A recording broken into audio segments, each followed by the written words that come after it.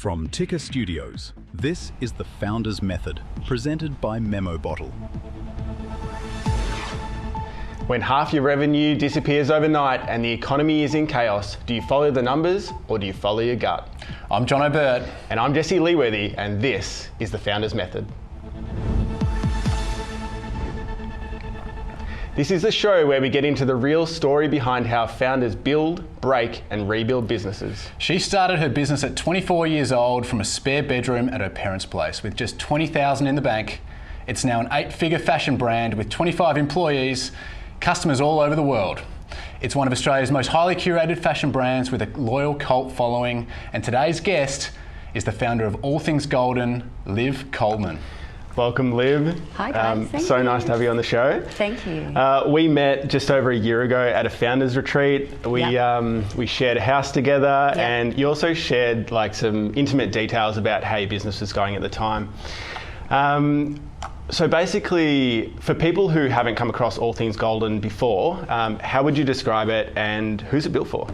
So All Things Golden's a fashion brand, first and foremost, but I see it more as a lifestyle brand, I suppose. We're kind of like the dream minimalist capsule wardrobe. So we really focus on basics, really elevated, but also at a price point that is accessible, I think too. So it's kind of like the perfect combination of form and function at the same time. Yeah, nice. And fashion is a notoriously difficult industry to crack into. The creative vision of ATG is incredibly tight across all elements. Thank you. How early on did you know what that needed to look and feel like? All Things Golden is literally me. So it was a very easy evolution. Yeah. I was always a minimalist. I had interior designers, artists in my family, and I always naturally gravitated to the look and feel that you can see from All Things Golden as it is today. It was always about really beautiful fabrics, simple branding, and I guess essentially the way that you feel as part of the brand too. So it wasn't just how it looked, but how you feel. Yeah. And that purpose kind of evolved into what it is now today. Amazing. So, but like, as your team has grown over time, like, how have you been able to stay true to that creative vision? Yeah, so that's always a challenge, especially when you're a perfectionist, but there's lots of different things you can do to keep that. So templating is a massive one. That was something that I found over time. If you really wanted the brand to be super tight, but you had multiple different people touching it at the same time, different assets going out quickly, the only way to really control that was to make sure that you had really good templates. And I discovered a platform called Figma. I don't know if you guys use Figma. Yep. Predominantly for web development originally, and that's when I first discovered it when we were designing our new website. But it's essentially a online creative hub. So we have templated everything in our business, and we use Figma for everything from our socials planning to EDMs and our creative concept planning as well. And you can be online with 10 different staff members at the same time. You can leave comments, you can see. So everything is really cohesive and you're working together despite creative processes being done by 10 different people at the same time. Amazing. It's been a game changer for us as well. Yeah. Not that it's an ad for Figma, but it's pretty good. I kind of want to meet the owners of Figma though, so if they see this, because I just feel like they have a similar brain to me. Like the way that their UX, it's that form versus function thing again, the way that you can, compartmentalize, but also do a lot at the same time is so cool. So as Jesse mentioned, we met 12 months ago. I want to cast things back to 12 months ago. The world was in chaos a little bit. AI's exploding, there's wars going on, tariffs have just kicked in the US. What was the state of your business and what were you going through personally during that time? Yeah, so that was a wild ride for me. That's when I met you guys. We were at the end of our commercial lease. We'd outgrown our warehouse and our head office. We needed to invest in a new place that would facilitate the next stage of our growth, and that growth phase required investment, and it was probably slightly outside of my comfort zone, but I wanted to set ourselves up for the next 5-10 years. I don't know if you guys have had similar points in your business where you kind of have to take that leap of faith. The first one for me was starting the business. This was the next really big one. And so I made that decision. I signed the lease on an incredible 2,000 square metre new home that would be our warehouse, HQ, and a flagship store as well. And then 2 weeks later, the tariffs were announced. and 50% of my business was to the US, with all of our products manufactured in China, which meant that 45%, I think actually it was 55 to 110% at one stage, tariffs were placed on those orders for our US customers. So essentially half my business had been compromised overnight, in a time when I needed to grow the business. Yeah, it was so scary. Yeah, Wasn't it? It was a stressful time. At the moment when the commercial pressure was the highest, you made the decision to invest in a physical flagship. Not just a store, but a full experience space with yoga, ice baths, and community events. So where did that idea come from? Well, I guess from the pressure that I was just talking about, it actually wasn't an option to go backwards. It was kind of like challenge accepted. You have to grow and get better. Yeah. And I figured that the only way to do that was to double down on my values and listen to my intuition, instead of just defaulting back to look at the numbers, how do we fix this, tighten up, lay off staff. That just wasn't an option. And so I kind of looked back to what made my business valuable in the first place, and I think it was that brand and community piece. And yeah, I think it was also at a time in my life where I had an immense amount of pressure, and to deal with that pressure, again, it wasn't just head down, you know, work, work, work. I had to heavily invest in my well-being to make sure that I could make the best decisions for myself and my business for it to succeed. So I just kind of put my personal experience and then figured that there would be people that would be in similar situations to me too. And I wanted to bring our community together to work through that together.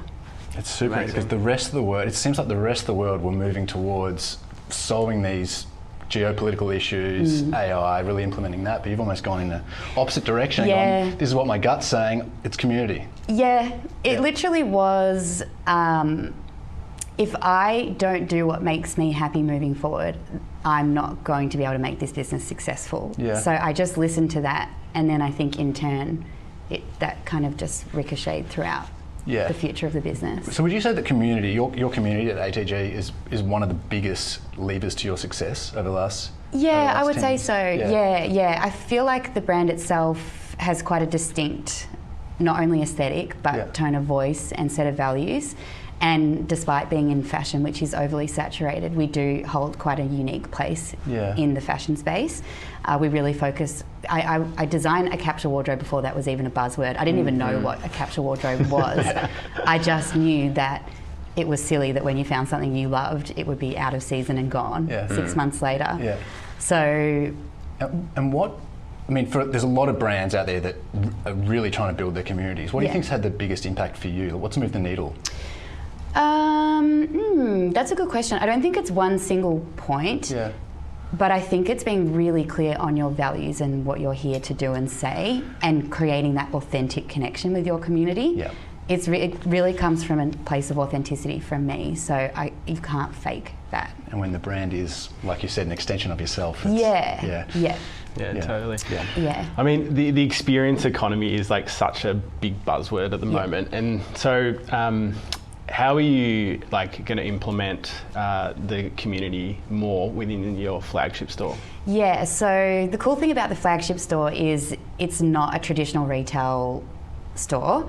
It's very much all about the experience. So we wanted people to come into a space where they could be fully immersed in our values, and we wanted them to come in, slow down, chat to our staff, try the clothes on, and really embrace the whole all things golden world. And to do that, it wasn't just about the clothing. Getting dressed in the morning is one part of your wellness routine, but it's not everything.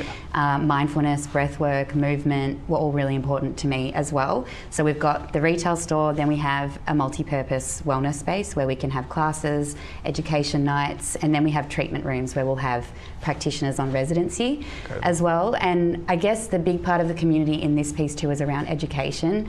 I feel like as a woman in business, and just being in business, you guys know how tough it is. I want people to be able to live their lives powered by, or being informed and educated. And I think that's what community is. It's sharing and connecting and living that way. Incredible foresight there. Yeah. So now rewinding again to 12 months ago, tariffs wiped a significant chunk off your US revenue basically overnight. Historically, you shipped all your orders to the US from Australia. Yep. How are you managing it all now? Yeah, so when that happened, everyone panicked a little bit, I think, and it wasn't... We definitely did. Yeah, I mean, rightly so. It's a wild time. We tried our best to sit back and be really intentional with what we did next. We had options. One was moving our warehousing to the US, which a lot of people did overnight. People were like moving freight and shipping containers. Like, it was just chaos. But that was that would have been a really big investment and a big critical business change that we wouldn't be able to reverse easily. So we wanted to take our time and make the right call. In that time, we got the clarity, and we have ended up going down a different option. Basically, we've set up a US entity, and we're operating as a 3 B2C model. So that What's a 3 B2C for people that don't? So basically, we now sell our products to our US entity, and then that sells it to the customer, so that the tariffs are no longer charged on the RRPs for US customers. Importing at wholesale and tariffs on that. Yeah, so the duties are a lot lower. It's you have to have an intercompany transfer price, so you can't just do cost price. So it still is higher than cost price, whereas if it was a 3PL, it would just be your cost price. But that meant that we can still sell and fulfill out of our Australia warehouse as well. And I guess it's kind of a stepping stone to, if we do want to do 3PL in the future, we're just not doing it as a knee-jerk reaction. It did take quite a while to set up, and it was a big change as well, but that's what we're doing, and we actually went live with it yesterday. So amazing. Congratulations. That's awesome. Liv, you are, I believe, a self-proclaimed perfectionist. And your touch points are all over the brand. How can other founders let go of that perfectionism that you need to let go of in order to grow the brand? Therapy's a good one. It's a good one.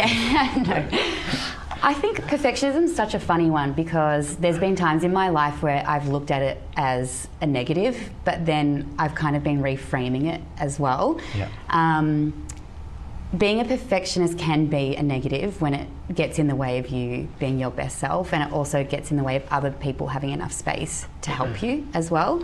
So I have done a lot of self-development, which is probably why I've gone into this area of wellness as well. It was something that I realised got me to where I was, but it was holding me back moving forward. So I invested a lot in my mental health, letting go, and also being really clear on what you do want to control. Like, what are your non-negotiables? What are the things that you really care about? You're allowed to be a perfectionist about them, but there are other things that you do need to let go. Yeah, for sure. I mean, I had a similar thing with growing Memo Bottle. Was the first, 5 years as such a perfectionist, and then as the team grew, it was just really difficult to start to, put that onto other people and that sort of thing. But it got to the point where you kind of have to after a while. You have to grow as a business owner if you want your business to grow too. Liv, this has been amazing. You have grown such an amazing brand that is loved and respected by so many people around the world, and lots of amazing things we covered today. So thanks, appreciate it. No worries. Yeah, thanks so much for coming on. You're watching Ticker. The Founders Method is presented by Memo Bottle. For more, visit memobottle.com.